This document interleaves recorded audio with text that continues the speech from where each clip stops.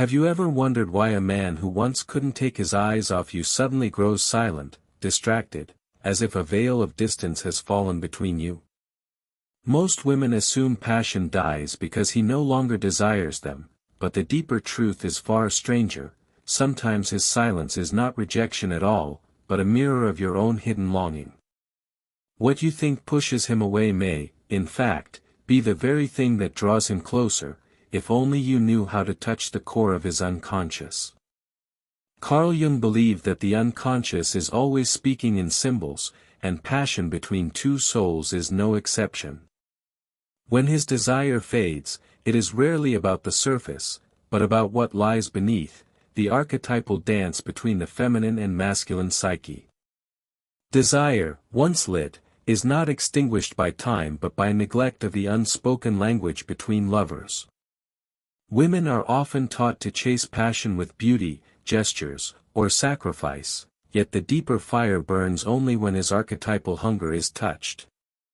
And what ignites this hunger is not endless giving, not pleading, not proving worth, but a few words spoken with conviction that pierce through his ego and awaken his shadow. In those moments, he does not see merely a woman, he sees the reflection of his own depths, the feminine mirror calling him back into passion. Imagine this: a man, weary from the weight of his daily battles, returns to the woman he once adored. He is distant, as if his soul has wandered elsewhere. Many women panic in this silence, thinking they must perform, persuade, or demand his attention. Yet the feminine power does not beg. The feminine power recalls him not through effort but through alignment with something older than both of you, the primal truth that his unconscious longs for recognition.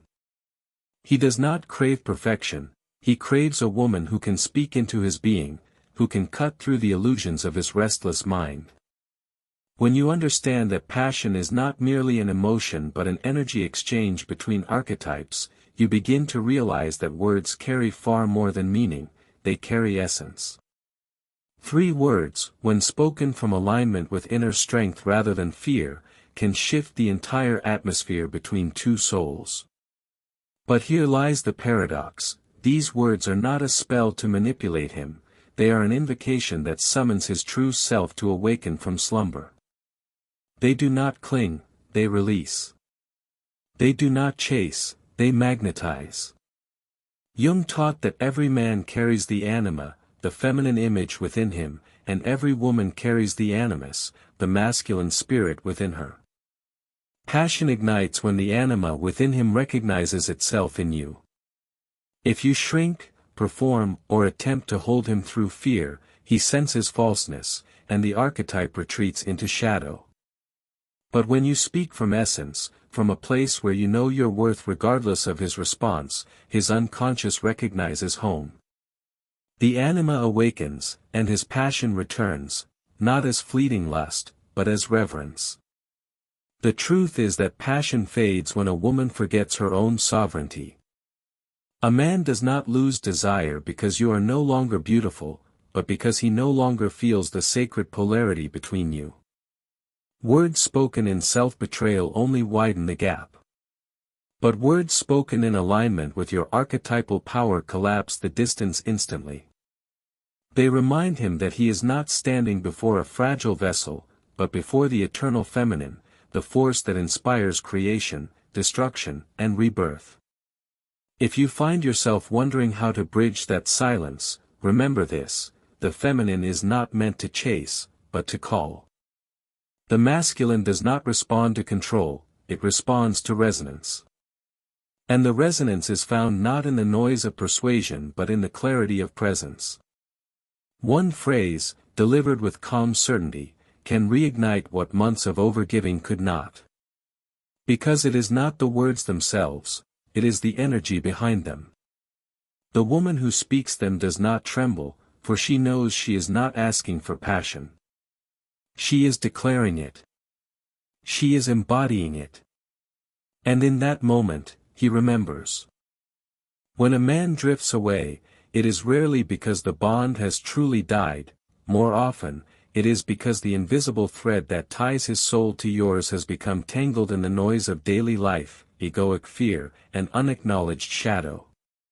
He retreats, not always because he wants to leave, but because he is searching for the lost reflection of himself in your eyes.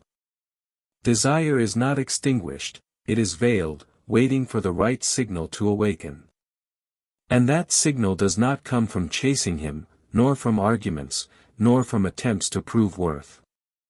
It comes from embodying the archetypal feminine, from speaking with words that cut beneath the surface, reminding him of what he forgot but never stopped craving. A woman's true power lies not in control, but in presence. In Jungian terms, presence is the meeting point between anima and animus, where masculine energy is drawn back into polarity through the magnetism of feminine certainty. Men fall into silence when they sense the feminine has begun to doubt herself, to shrink into fear, to seek validation. That fear speaks in every tone, every gesture, and his unconscious recoils, not out of cruelty but because shadow has replaced essence. The paradox is clear: when you try harder to hold him, you drive him further away. When you surrender the chase, when you anchor yourself in sovereign stillness, his anima stirs within, pulling him back toward the flame. Words are not simply sounds, they are archetypal triggers that echo in the deepest caverns of the male unconscious. Every man carries an eternal longing to be seen, not for his achievements, not for the mask he wears, but for the warrior soul beneath. When a woman speaks into this longing, she pierces the armor of his ego and strikes at his essence.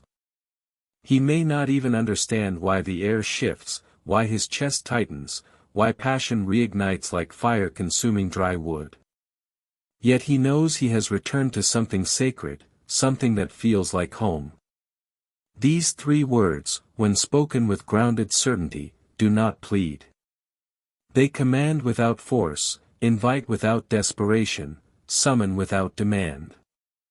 They are an invocation of polarity, a reminder that love is not performance but presence.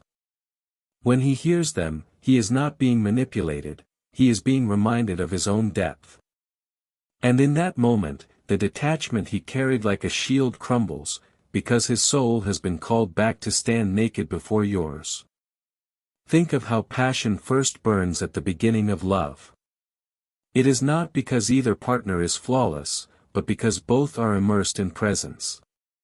The woman radiates without trying, and the man responds without hesitation. Over time, however, the ego intrudes. She begins to fear losing him, and he begins to sense her fear. Passion withers not from age but from insecurity.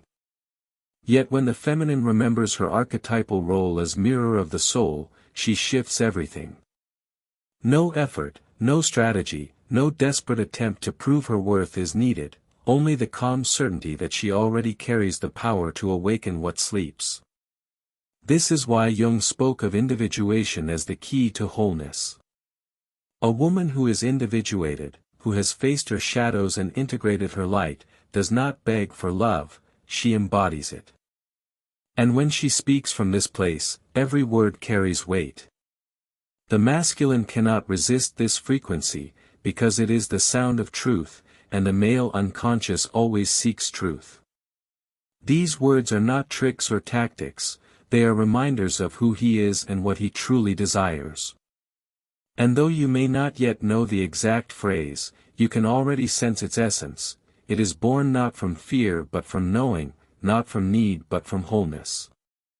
To reignite passion is not to recreate the past but to awaken the present.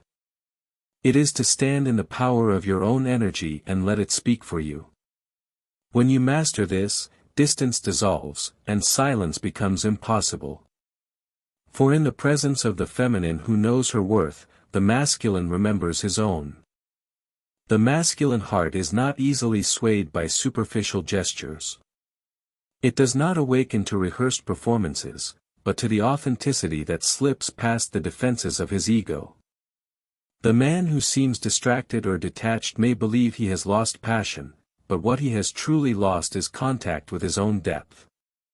A woman's presence can serve as the mirror that reintroduces him to that depth, a reminder that beyond the noise of his ambitions and fears, there is a place where his soul longs to be seen.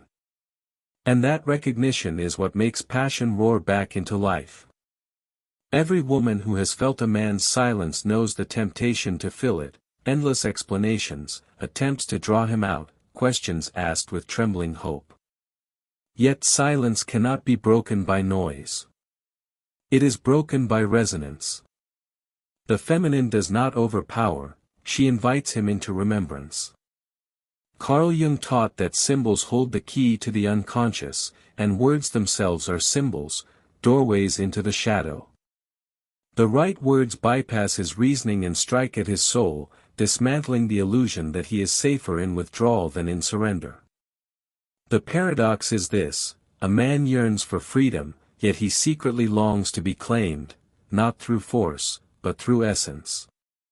He craves the feminine not as a possession, but as a sanctuary where his restless spirit can lay down its weapons. When a woman speaks from her archetypal core, she offers this sanctuary, not by promising him comfort, but by embodying truth so fiercely that he cannot look away. It is not the softness alone that reignites him, but the union of softness and sovereignty, tenderness bound with strength.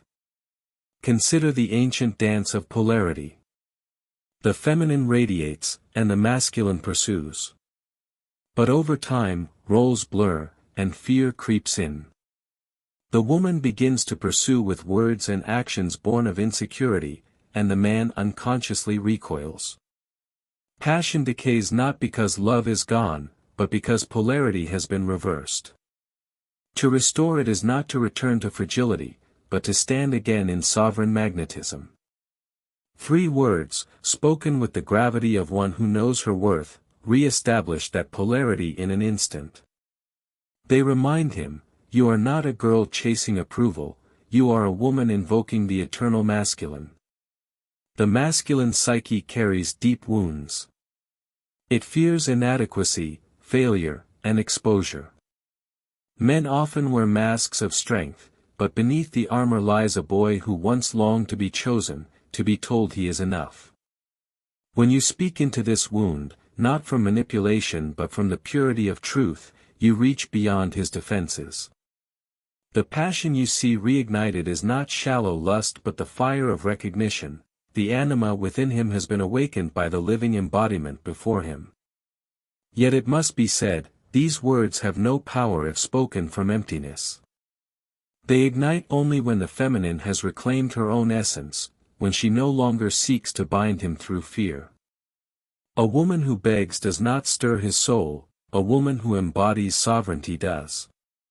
This is the difference between grasping and magnetizing, between holding him hostage and calling him home. He does not return because she demands it, he returns because her essence awakens what he cannot suppress. Every myth, every timeless love story, speaks of this same truth: the masculine cannot resist the feminine who knows herself. He may wander, he may grow distant, but when confronted with her unshaken presence, he remembers what passion truly is. And passion, once remembered, does not fade. It transforms into reverence, into devotion, into a force greater than either could manufacture by will alone. The mystery of the 3 words lies not in their cleverness, but in their energy. They are ancient, archetypal, undeniable. Spoken from sovereignty, they pierce the veil of silence and call him back into the fire. And when he responds, it is not because he was persuaded, it is because he was awakened. There is a secret every woman eventually confronts: passion does not die because time has passed, it dies because the feminine forgets her role as the keeper of polarity. The man who drifts is not always tired of her, often, he is lost within himself, entangled in shadows of inadequacy, doubt, and the weight of his unspoken fears. He does not always recognize that the distance he feels is a projection of his inner state. He believes he is pulling away from her, when in truth, he is pulling away from the reflection of his own anima that she carries. And yet, it is in her power to call him back, not by chasing, not by pleading, but by speaking into his unconscious with a resonance he cannot resist. Jung observed that the psyche longs for wholeness, and this longing manifests most vividly in relationships. The masculine seeks the feminine not to complete himself, but to glimpse the part of his soul that he cannot access alone.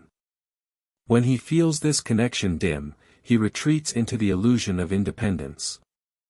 But independence without polarity is hollow, and though he may try to convince himself otherwise, his spirit aches for the reminder that he is more than his armor. A woman who understands this does not panic at his withdrawal. She sees it as the shadow at work, and instead of collapsing into fear, she anchors into her own essence. From there, her words become less about communication and more about invocation. The essence of those three words lies in their paradox.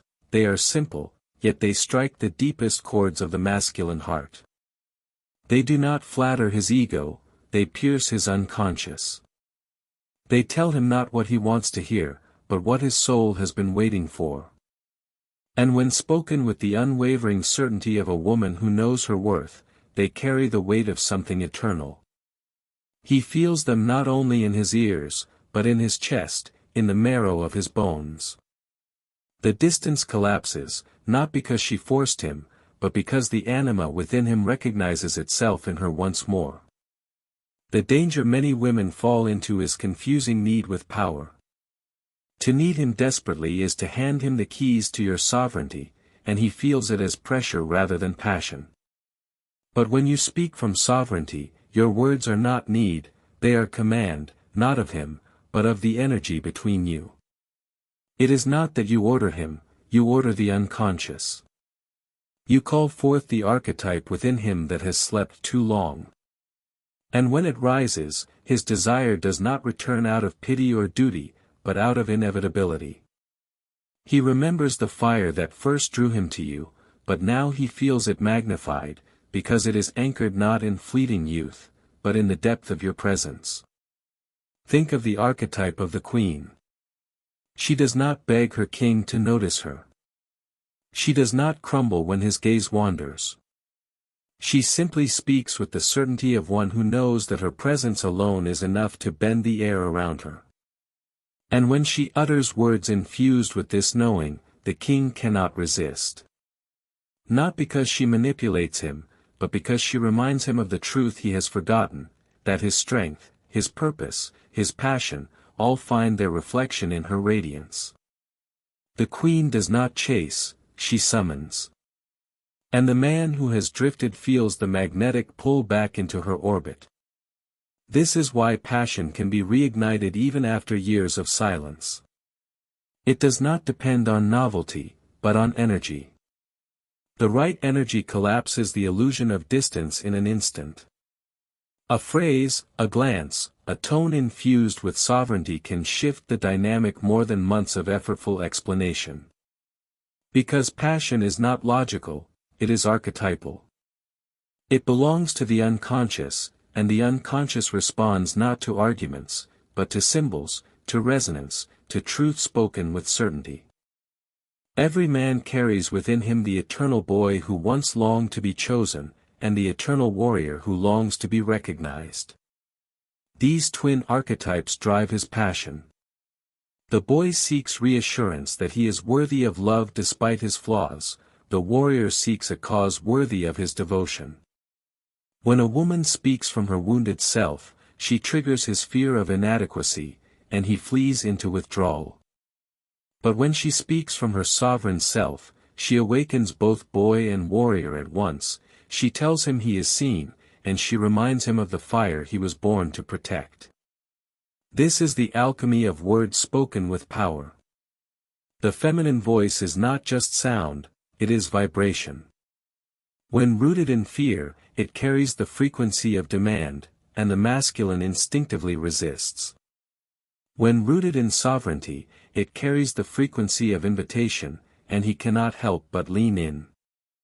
These three words, when uttered with calm certainty, are like an ancient key fitting into a lock long rusted by silence. They do not open a door by force, they dissolve the barrier altogether, allowing him to remember the man he is when he stands in polarity with the feminine. Passion does not return because you pulled it out of him, it returns because you reawakened it within him. The truth that most women are never told is this: you do not reignite his desire by becoming more desirable. You reignite it by becoming more unshakable. Jung wrote that what you resist persists, and what you accept transforms. When you accept his silence without fear, when you refuse to resist his distance with panic, you create the field where transformation occurs. In that space, your words are not cries for validation, they are declarations of essence. And essence is irresistible. He cannot ignore it, because it resonates with the deepest structures of his psyche. The anima in him is drawn out like a moth to flame, for it has found its reflection in you. Picture him in his solitude, convincing himself he no longer feels the same, trying to rationalize the fading of passion as inevitable. Yet beneath this reasoning is unrest. He misses something he cannot name, a subtle current that once flowed effortlessly between you. Then, in a single moment, your presence cuts through the fog. You speak not as a woman begging to be loved, but as the eternal feminine invoking the truth of who he is. He feels it immediately, the tension in his chest, the fire stirring in his veins, the sudden awareness that what he thought was gone has merely been dormant. He remembers passion, but he also remembers reverence. And in that remembrance, he returns. But you must understand, these words cannot be wielded like a trick. They are not to be whispered from fear, not to be tested as a strategy. If spoken without inner alignment, they fall empty, stripped of their archetypal charge. Only when you embody their essence do they awaken his soul. This is why so many women fail when they attempt to reclaim passion through tactics. They forget that the true power is not in the phrase, but in the presence behind it. The sovereign woman does not recite, she declares. Her words are living proof of her wholeness, and it is this wholeness that ignites him. So, when passion feels dim, ask yourself, are you speaking from fear or from sovereignty? Are you chasing his attention, or are you summoning his essence? The answer determines not just his response, but the very fabric of the connection between you. The fire you long for is not lost, it waits for your voice to awaken it. And when you speak those words with the full weight of your inner knowing, he will not only hear you, he will feel you in the place no silence can resist. The woman who learns to speak into a man's soul rather than into his ears understands something timeless. Passion is not sustained by beauty or novelty, but by polarity, the living current between masculine and feminine. When that current fades, he appears distant, cold, unreachable. Yet in truth, he is not unreachable at all. He is suspended in the liminal space between ego and essence, waiting, without knowing it, for a reminder of who he is when he stands before a woman who embodies the eternal feminine. And in those moments, the right words are not merely communication, they are resurrection. Jung taught that the unconscious does not respond to facts or demands, it responds to symbols, to archetypes that bypass reason and strike the hidden core. The feminine voice, when aligned with sovereignty, becomes one of these symbols. It does not just inform, it transforms. When she speaks with certainty, her words are not a request for love, but an invocation of polarity. He feels the ground beneath him shift, as though he has stepped out of the prison of his restless mind and back into the temple of connection. This is why 3 words can collapse months of silence, because they reach where logic never could. Yet how many women attempt to speak from places of doubt? Their words tremble, carrying the vibration of insecurity, and the masculine hears not the message but the fear beneath it. His ego armors itself further, retreating into a silence that feels final. But when the feminine speaks from her integrated self, having faced her shadow and claimed her worth, she carries a different resonance. Her words strike not as an arrow of demand but as a bell of remembrance, vibrating in the very bones of the man who thought he no longer desired her. Suddenly, he feels again what he had forgotten: passion is not a choice, it is an awakening. Consider the archetype of the lover. The lover is not concerned with time or circumstance. The lover responds to essence, to the raw unveiling of the soul. A man in his lover archetype is devoted, passionate, consumed. But when he slips into the shadow, into apathy, distraction, withdrawal, he does not lose his capacity for passion. He only forgets how to feel it. The woman who understands this does not beg him to love her again, she summons his lover back from the shadows with the power of her own radiance. And when she utters those words, she calls forth the very archetype within him that has been starving for recognition. But the greatest paradox is this: the words themselves are not enough. They are a vessel, a doorway. What gives them power is the woman who speaks them, the one who has ceased to chase validation, who no longer trembles at the threat of abandonment, who stands in her fullness whether he stays or goes. For it is not the phrase that ignites him, but the essence that carries it. The man does not respond to performance, he responds to presence. Presence is what reignites passion, and words are the torch that carries it into his unconscious. So ask yourself, what is the energy behind your voice? Is it fear disguised as sweetness? Is it desperation cloaked in persuasion? Or is it the calm certainty of a woman who knows her worth? For only the last can awaken him. Only the last can pierce his silence and call his anima to life. And when that anima stirs, the distance between you collapses in an instant. He no longer sees you as the woman who waits for his attention, he sees you as the mirror of his own depths, the force that awakens his fire. And in that moment, passion does not return as a spark, it returns as a blaze, consuming the illusions that once kept him apart from you. To reignite passion is not to summon something foreign, it is to awaken what has always been present, buried beneath layers of habit, ego, and fear. The masculine often mistakes this buried fire for absence. He convinces himself that desire has faded, when in truth, it lies dormant like embers hidden beneath ash. The feminine, when aligned with her essence, knows how to breathe into those embers. Not with effortful striving, not with endless proof of devotion, but with the subtle power of her presence and the invocation of words that reach beyond his defenses.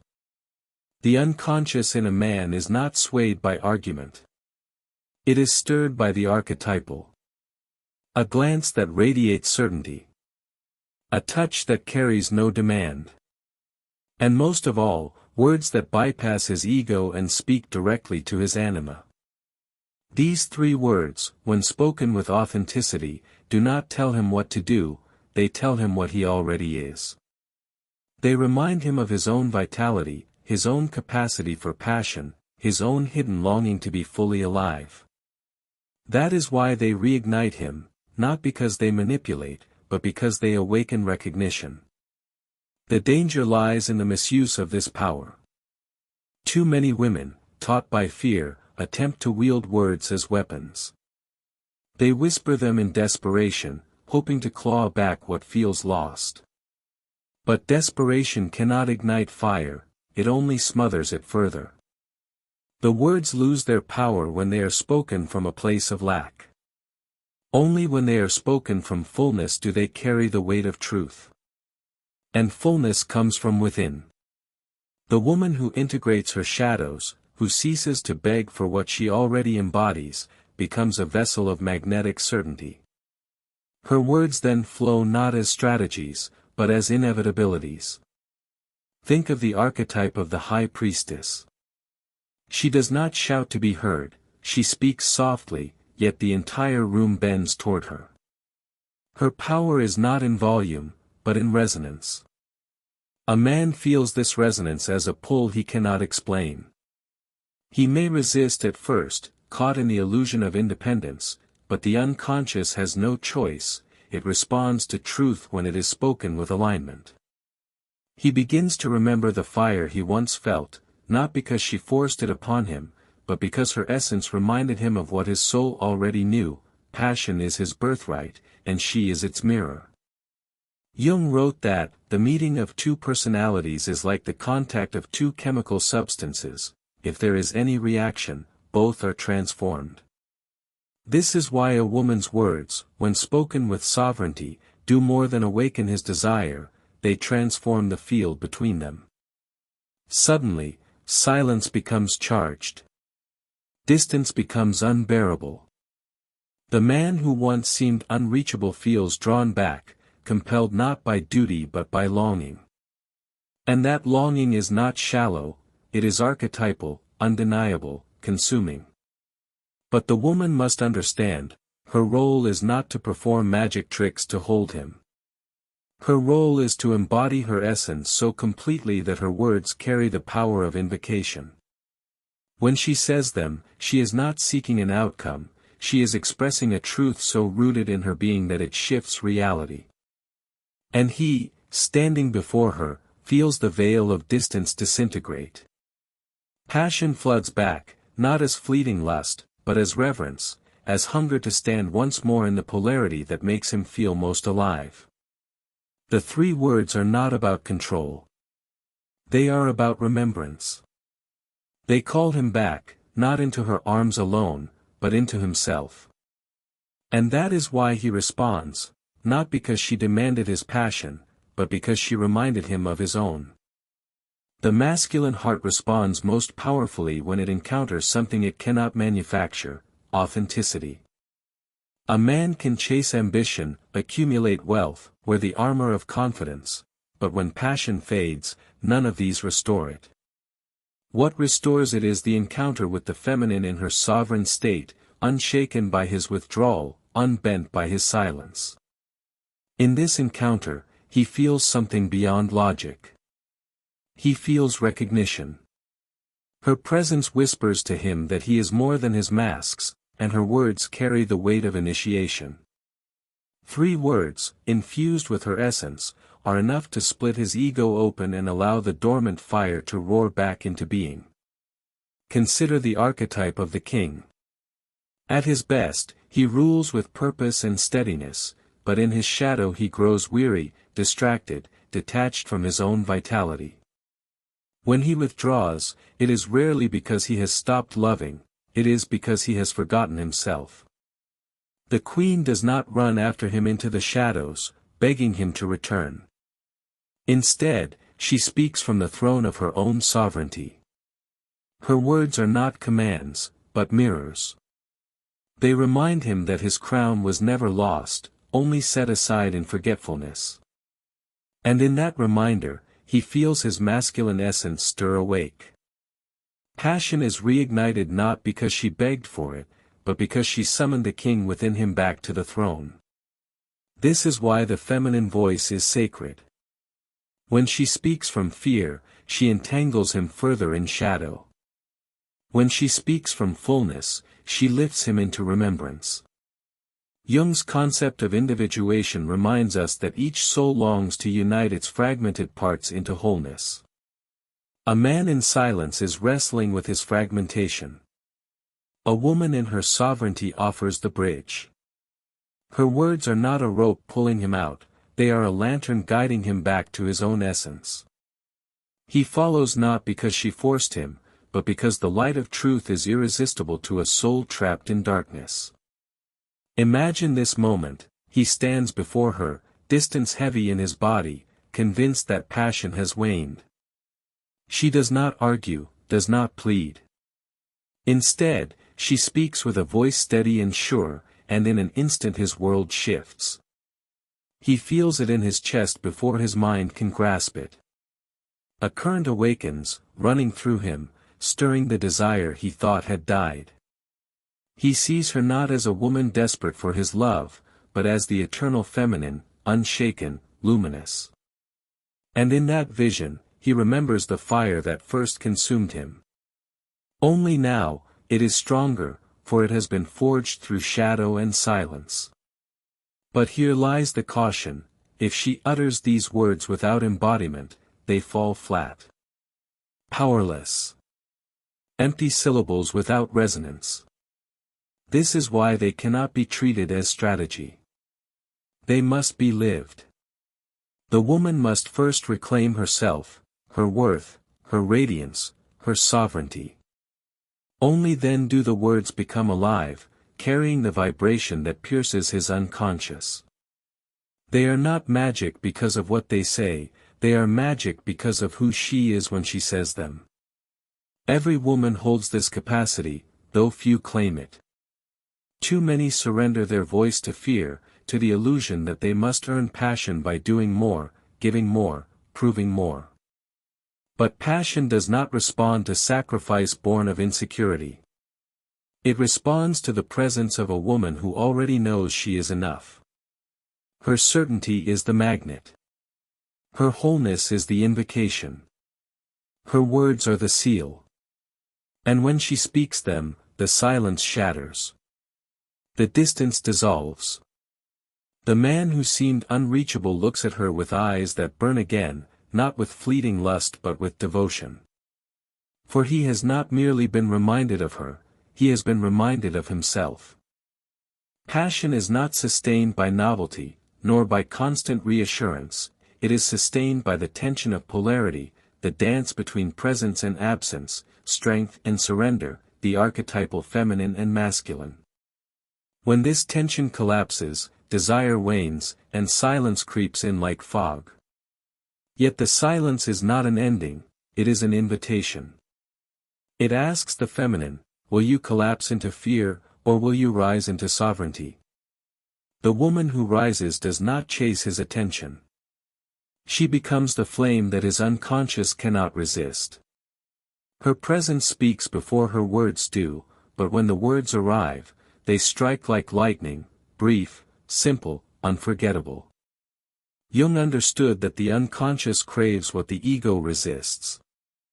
A man may consciously believe he wants freedom, detachment, or independence, but his unconscious longs for the feminine that awakens his hidden self. This is why attempts to argue, explain, or convince him fall flat. They speak to his mind, not his soul. His mind rationalizes distance, his soul hungers for union. And union is rekindled not through force, but through resonance. When a woman speaks from her integrated self, her words carry that resonance. They bypass his defenses, touching the archetypal layer where passion is born. Picture him sitting in silence, lost in thought, feeling the weight of emptiness. She enters, not with anxiety, not with trembling, but with calm certainty. Her energy is not frantic, it is sovereign. And when she utters those 3 words, the atmosphere shifts. He does not hear them as demand, nor as plea. He hears them as truth. Something ancient within him stirs, as though he has been reminded of a vow his soul made long before his ego built its armor.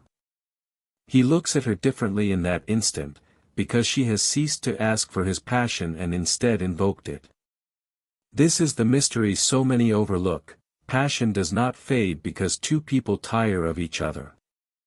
It fades because fear replaces polarity. The woman begins to perform, the man begins to retreat, and the sacred dance collapses into chaos. But polarity can be restored in a single moment of truth. When the feminine reclaims her essence, she no longer seeks to pull him toward her, she allows her presence to draw him. And her words, spoken without fear, crystallize this presence into form. They act as a bridge between silence and flame. The masculine psyche cannot resist the woman who embodies wholeness. He may resist her consciously, deny his feelings, even attempt to push her away. But the unconscious recognizes its counterpart. The anima within him awakens in her presence, and once awakened, it cannot easily retreat. His passion rekindles not because she demanded it, but because he has been confronted with himself, the self that longs for union, the self that cannot thrive without polarity. And the catalyst was her words, spoken in truth, spoken without trembling. Yet these words are not about him alone, they are about her. They are a declaration of her essence, her sovereignty, her refusal to shrink. She does not speak them to keep him, she speaks them because they are true, with or without him. This is what gives them their fire. And when he hears them, he feels not manipulation but inevitability. He remembers that passion was never lost, it was only waiting for her to speak into existence the polarity both their souls crave. The greatest secret is this: the words themselves are simple, but their power lies in who she has become. A woman of shadows, desperate and insecure, will find them empty. A woman who has faced her fears, embraced her worth, and claimed her place as the eternal feminine will find them unstoppable. They will not merely reignite his passion, they will transform the very dynamic between them, for they remind him, and her, that passion is not a flame to be preserved, but a fire to be continually reborn. The return of passion always begins in silence. Not the silence of indifference, but the silence of waiting, a pause in which the masculine retreats, testing both himself and the bond. In this space, most women falter. They rush to fill the void with words of fear, questions of insecurity, or performances designed to win back his gaze. Yet all these attempts only widen the gap. The unconscious feels the weight of demand, and passion slips further into shadow. The woman who understands polarity knows she must not fill the silence, she must transform it. And the transformation comes not from many words, but from the right words, spoken with the authority of her essence. Jung saw the feminine as the vessel through which the masculine glimpses his own unconscious.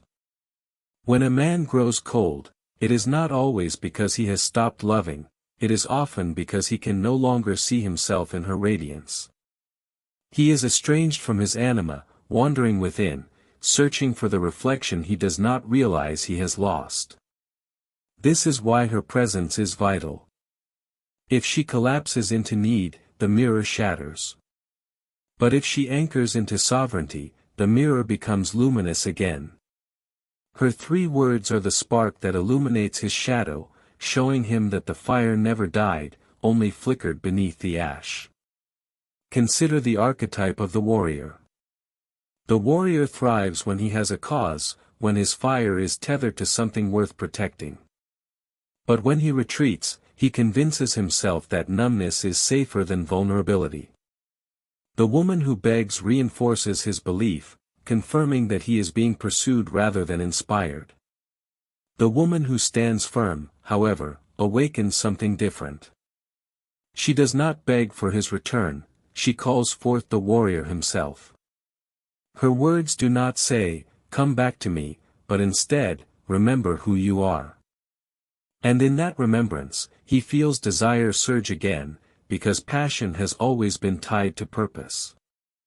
The power of these words lies in their paradox: they are simple, yet they carry the weight of eternity.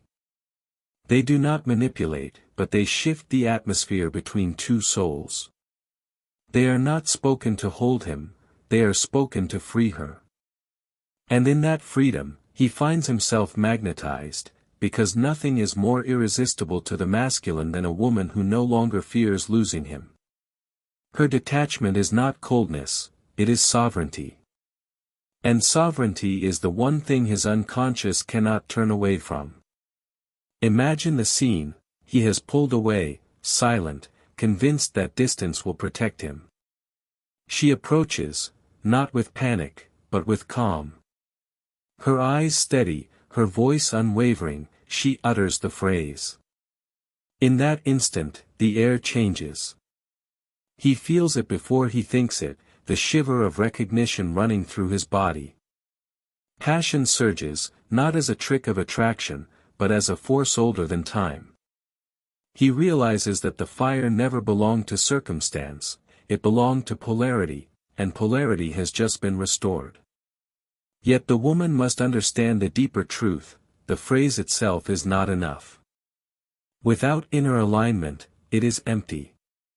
With alignment, it is everything. It is the embodiment of Jung's principle of individuation, wholeness speaking through her. She does not chase, she does not cling. She embodies. And embodiment is the eternal invitation. This is the moment where passion is not merely reignited, but transfigured. No longer the fragile spark of early romance, but a fire that has walked through shadow and returned stronger. He looks at her not with shallow desire, but with reverence. For in her voice, he has heard the one truth his soul craves most, that passion is not lost, and he has not lost himself. The deepest paradox of desire is this: what a man fears most is also what he longs for most. He fears surrender, because surrender strips away the armor of his ego. And yet, it is only in surrender, to passion, to polarity, to love, that he feels truly alive. This is why his silence feels so heavy. It is not only silence toward you, it is silence toward himself. In pulling away, he is avoiding the parts of his soul that ache to be seen. But the feminine, when she stands in her sovereignty, does not fear this silence. She sees it for what it is, a veil waiting to be torn aside. And when she speaks the three words with her whole being behind them, she becomes the storm that clears the veil. He feels it instantly. His chest tightens, his breath catches, and the walls he built in defense begin to crumble. These words are not flattery, not manipulation, not even persuasion. They are recognition. They tell him, I see the man beneath the mask. I see the warrior and the boy, the king and the shadow, and I do not shrink before them. They remind him of what his unconscious always knew, that his fire was never lost, only dormant, waiting for the call of the eternal feminine to awaken it. And in that remembrance, he does not merely return, he transforms. But here lies the ultimate truth: these words are not meant to bind him to you. They are meant to free you from the illusion that you must chase, beg, or perform to be chosen. When you speak them from alignment, you no longer fear his response. Whether he rises to meet you or continues to hide, you remain whole. This detachment is not coldness, it is liberation. It is the essence of Jung's individuation, the union of light and shadow, the end of dependence on external validation. From this wholeness, your words ignite not because they are needed, but because they are true. And should he respond, as most men will when confronted with such presence, his passion does not return as a fleeting flame. It returns as devotion, as reverence, as the hunger of a man who has remembered himself. Yet even if he does not, you remain untouched in your worth. For the gift of these words is not only the power to reignite him, but the power to anchor you in your sovereignty. The woman who can look at a man in his silence, stand in her essence, and declare truth without fear, has already won. Not because she has regained him, but because she has reclaimed herself. The final secret is this: passion does not belong to him, nor to you. It belongs to the sacred polarity between masculine and feminine, to the field where souls meet beyond ego.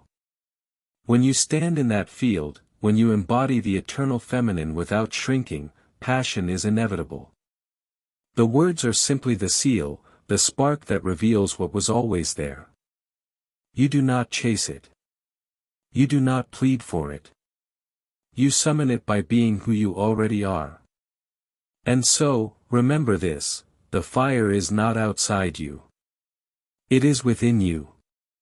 It ignites him only because it has first consumed you. The three words are not a formula, they are a declaration of sovereignty, of essence, of truth. And when spoken from that place, they change everything, not because he is commanded, but because you are unshaken. The woman who knows her worth doesn't chase, she chooses.